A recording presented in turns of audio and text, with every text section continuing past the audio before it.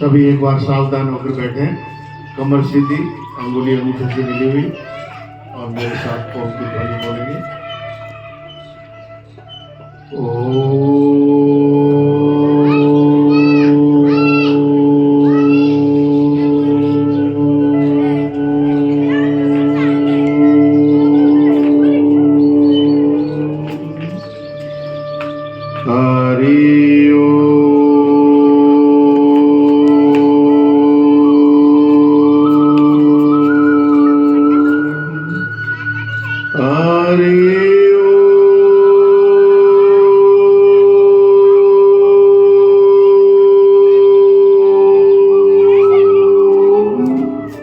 चैतन्यं शाश्वतं शान्तं व्योमातीतं निरञ्जनं नादबिन्दुकलातीतं तस्मै श्रीगुरुवे नमः। गुरुर्ब्रह्मा गुरुर्विष्णु गुरुर्देवो महेश्वरा, गुरुर्साक्षात् परब्रह्म तस्मै श्रीगुरुवे नमः। ध्यानमूलं गुरुर्मूर्ति, पूजामूलं गुरुपदं, मंत्रमूलं गुरुर्वाक्यं, मोक्षमूलं गुरुर्कृपा।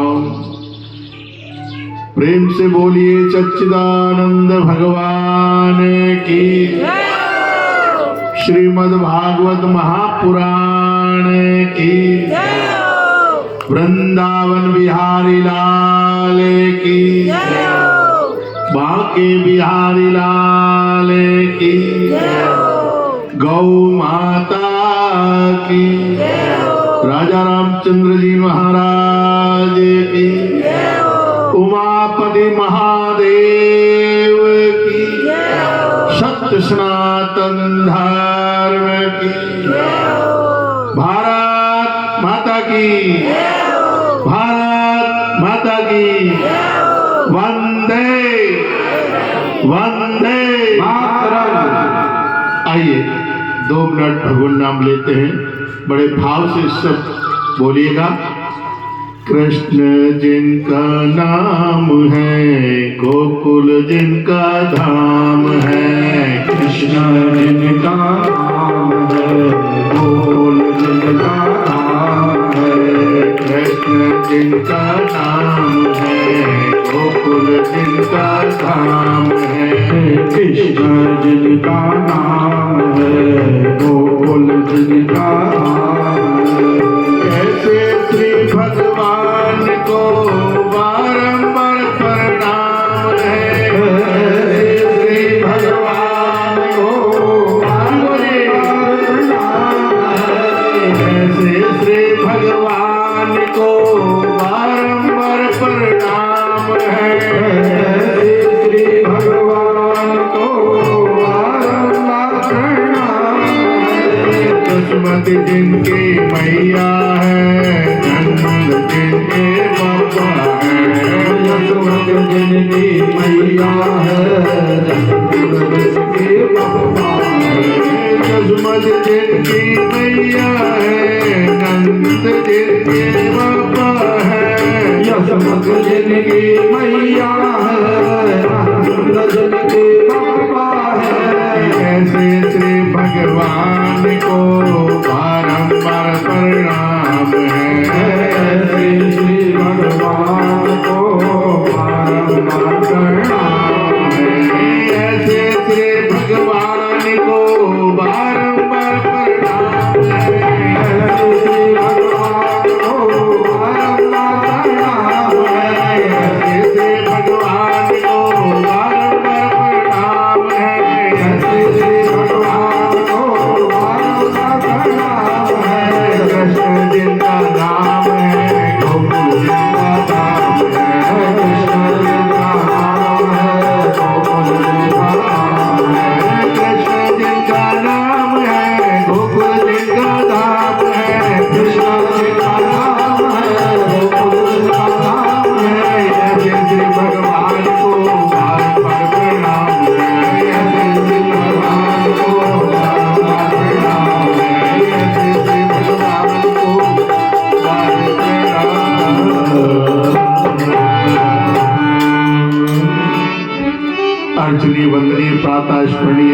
नियंता की चरण चरण में विराजमान अखिल ब्रह्मांड नायक परब्रह्म परमात्मा सदगुरुदेव एवं जगत जननी गौ माता के चरणारविंदों में शाश्वत दंडवत प्रणाम करते हुए व्यासपीठ पर सुशोभित होने वाले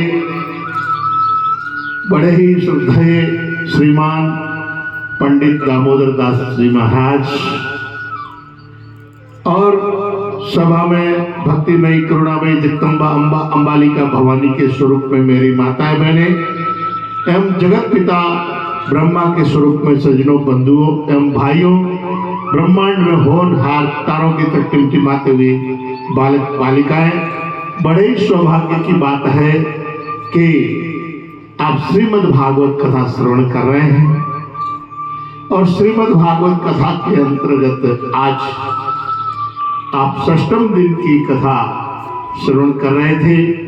भगवान की बाल लीलाएं और बाल लीलाओं से ऊपर उठकर आज रुक्मिणी विवाह की तरफ आप सब जा रहे हैं। तो सज्जनों, श्रीमद् भागवत एक ऐसा ग्रंथ है, इस ग्रंथ के अंदर हमारे देवताओं ऋषियों मुनियों सबने इसका बखान किया। एक बार स्वर्ग के देवता व्यास जी महाराज के पास आए, परीक्षित महाराज के पास आए और कहा कि हम स्वर्ग का अमृत लेके आए हैं आपके लिए, ये अमृत जो है इन सबको पिला दो, जितने बैठे हैं इनको स्वर्ग का अमृत पिला दो, परंतु इसके बदले में हमको श्रीमद् भागवत कथा आस्वादन करवा दो। परीक्षित जी महाराज ने कहा कि देवराज इंद्र, आप जो कह रहे हैं ना, वो कांच के बदले पारस मांग रहे हैं। कांच के टुकड़ों के बदले आप पारस ले जाना चाह रहे हो कि ये पारस एक ऐसा अमृत है, ये भागवत रस एक ऐसा अमृत है कि दुनिया में जितने भी फल हैं उन सभी फलों के ऊपर का जो छिलका होगा वो खारा है और भीतर की गुठली है वो भी खारी है। परंतु श्रीमद् भागवत कथा एक ऐसा फल है जो जिसका छिलका गुदा और गुठली सभी अमृत ही अमृत है। इसीलिए जाओ देवराज इंद्र, आपको ये श्रीमद् भागवत रस नहीं पिलाया जाएगा, क्योंकि इतने हम भी समझदार हैं, कांच के टुकड़ों के बदले अमृत नहीं मिल सकता। तो ये देव दुर्लभ कथा है, देवताओं को श्रीमद् भागवत कथा सुनने का अवसर नहीं मिलता, क्योंकि वो देवता है। देवताओं को भागवत नहीं सुनने को मिलता, ये केवल मनुष्य शरीर को ही सुनने को मिलता है। और इस मनुष्य देव दुर्लभ शरीर जो है, इसी में हम श्रीमद् भागवत कथा को रसपान करके अपने जीवन को, अपने उस स्वरूप को पा सकते हैं जो राजा परीक्षित जी महाराज ने पाया था और सुखदेव जी महाराज ने पिलाया था। सज्जनों, ये राम राम करने का मौका, भगवान को स्मरण करने का मौका और शुभ कर्म करने का मौका केवल मनुष्य शरीर में ही है। एक छोटी सी मुझे बात याद आ रही है, नागौर के आसपास के जिले में की कथा है, कोई बाई की है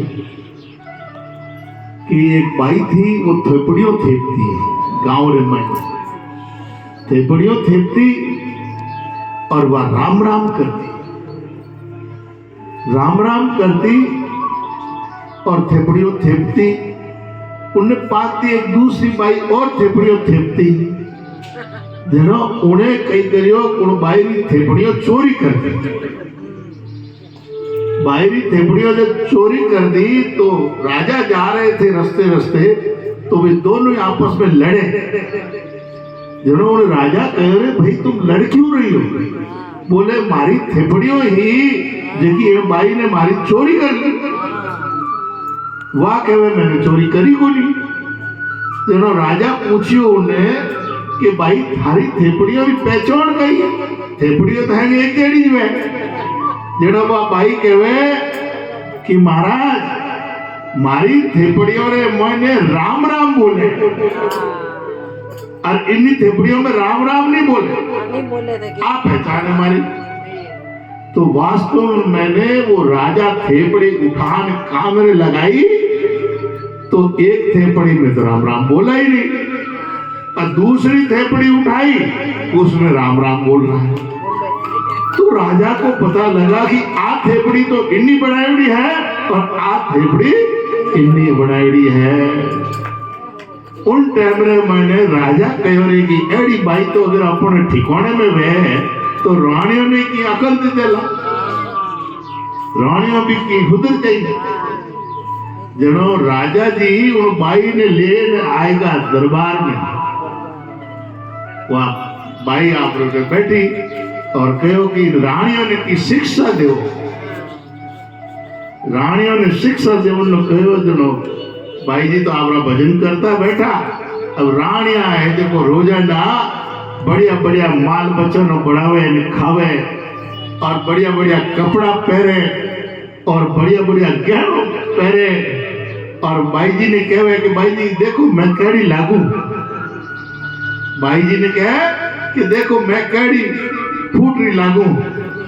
जो भाई जी कहो के गहनो गाटो तो है तन की शोभा, शरीर है काचो भांडो, केवे भाई फूलो राम भजोए रांडो।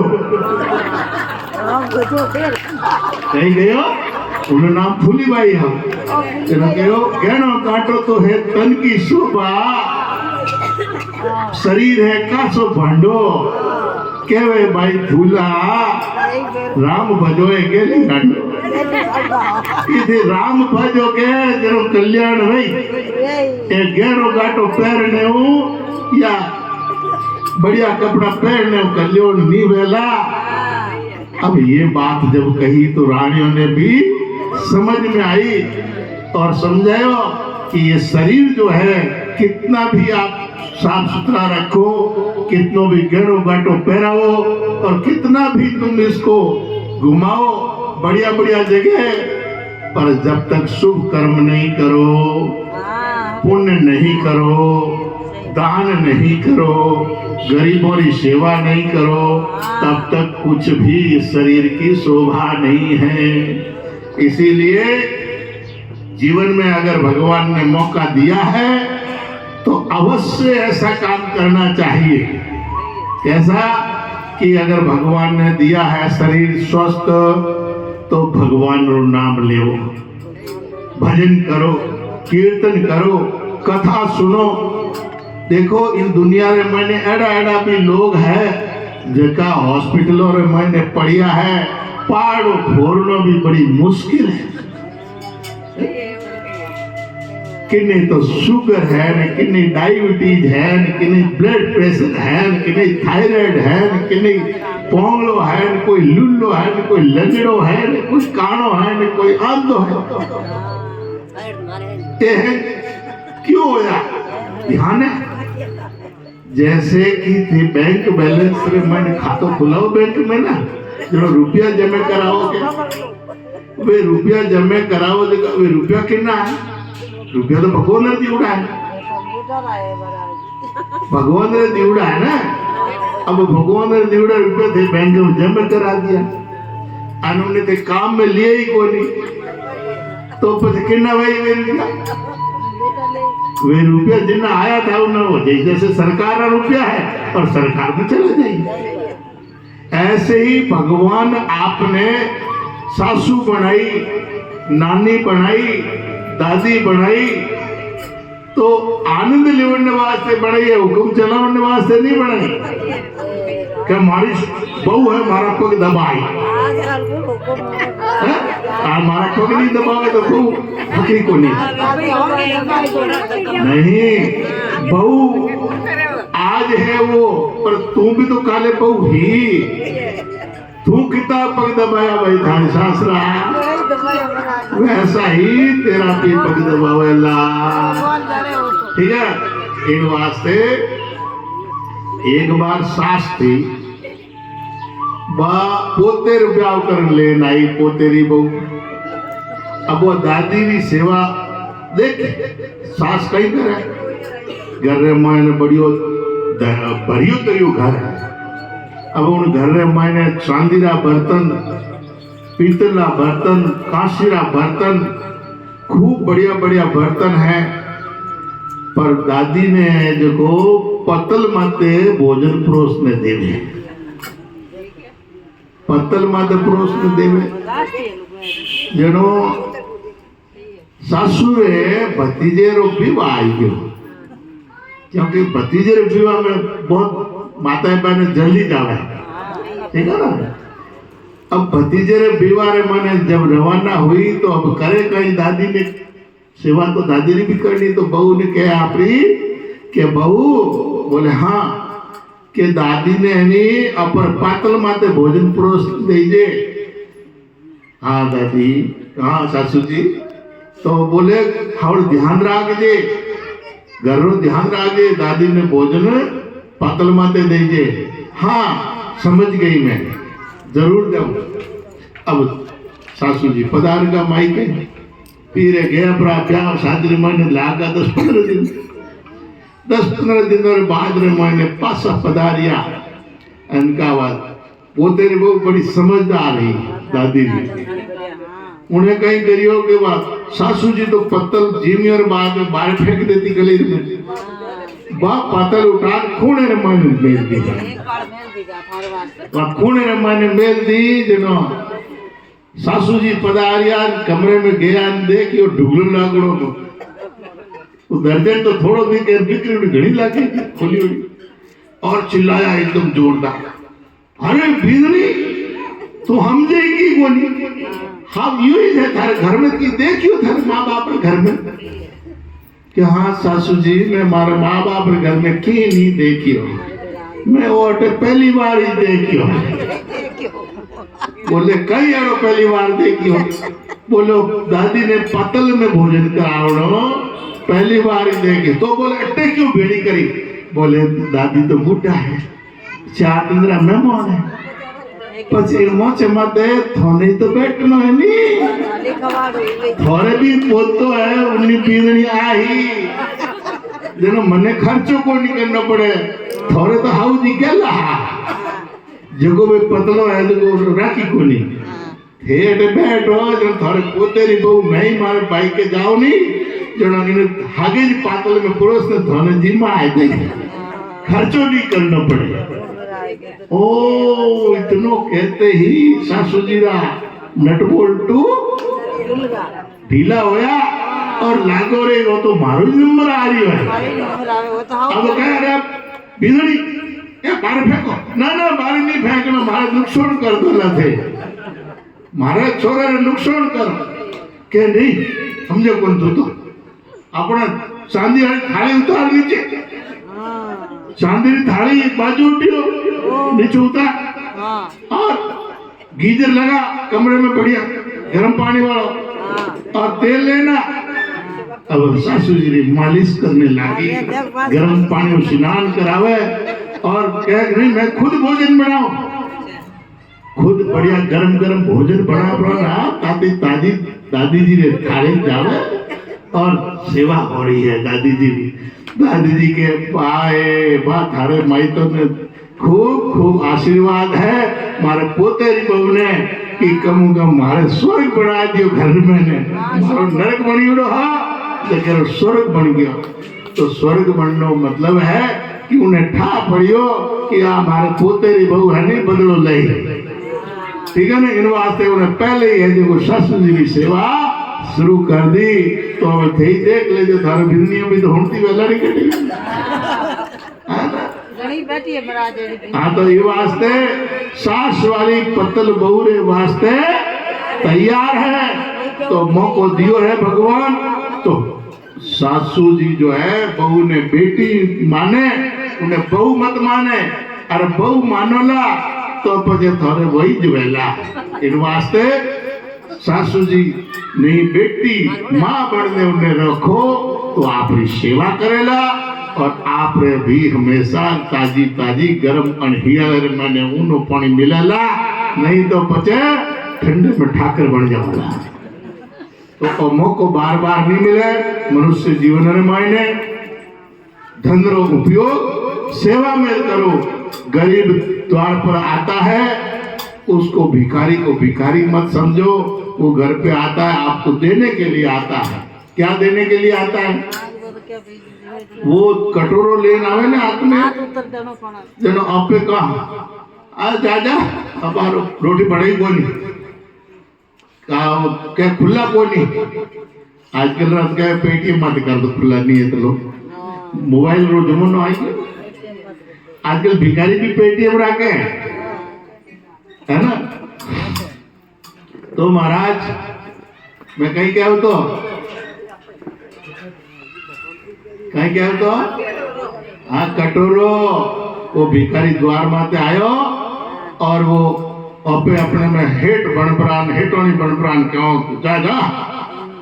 अरे भाई वो उपदेश देने वास्ते आवे, वो कई उपदेश देवे कि देख और 3 मंजिल रो मकान है नहीं मारे भी हो, मैं भी इनमें रहूं तो मारे भी गाड़ी घोड़े बंगले ऊंट हाथी सब थे और बैंकों में मोटा मोटा खाता भी हा, परंतु कोई कटोरो लेने आओ तो कि मारे घर आगे मांगने दे तो कह दो चल जा जा अबारू नहीं है खुला नहीं है चल मांग मन में आए नहीं मांगियो ऐसे नहीं। तो यूं करके मैं हमारे जीवन में मैंने कटोरे में की गाली हुई वो नहीं।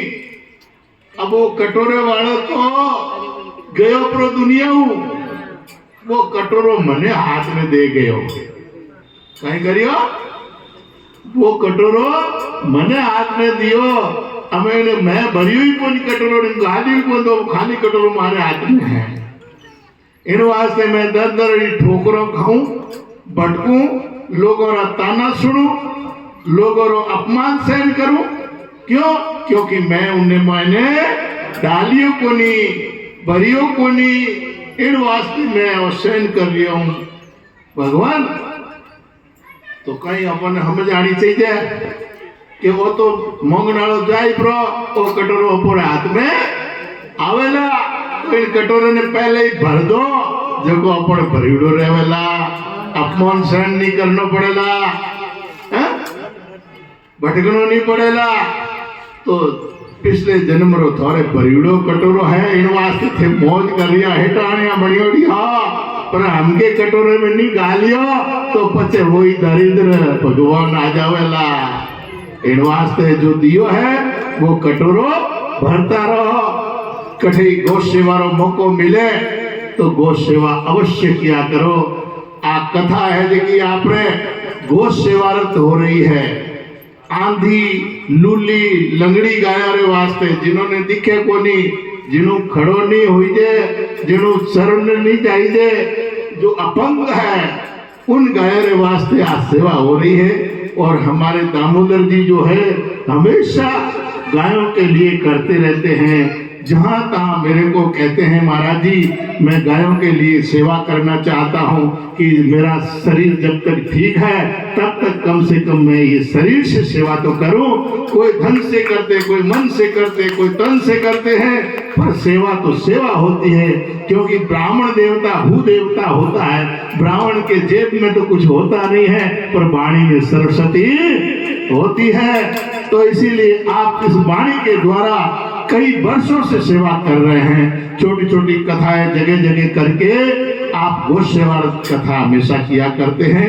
अब कुछ दिन पहले मेरे पास भी आए तो मेरे को बोला महाराज जी मैं चांगना भाकर में कथा कर रहा हूँ आपको दर्शन देने हैं। तो मैंने कहा भाई मैं हरिद्वार जा रहा हूँ। पिछले सोमवार को मैं हरिद्वार गया था और हरिद्वार में कोई विशेष आश्रम संबंधी कार्य था तो रात को ही मैं आया हूँ। तो रात को ही आया तो सुबह फोन आया तो बात हुई कि आज आप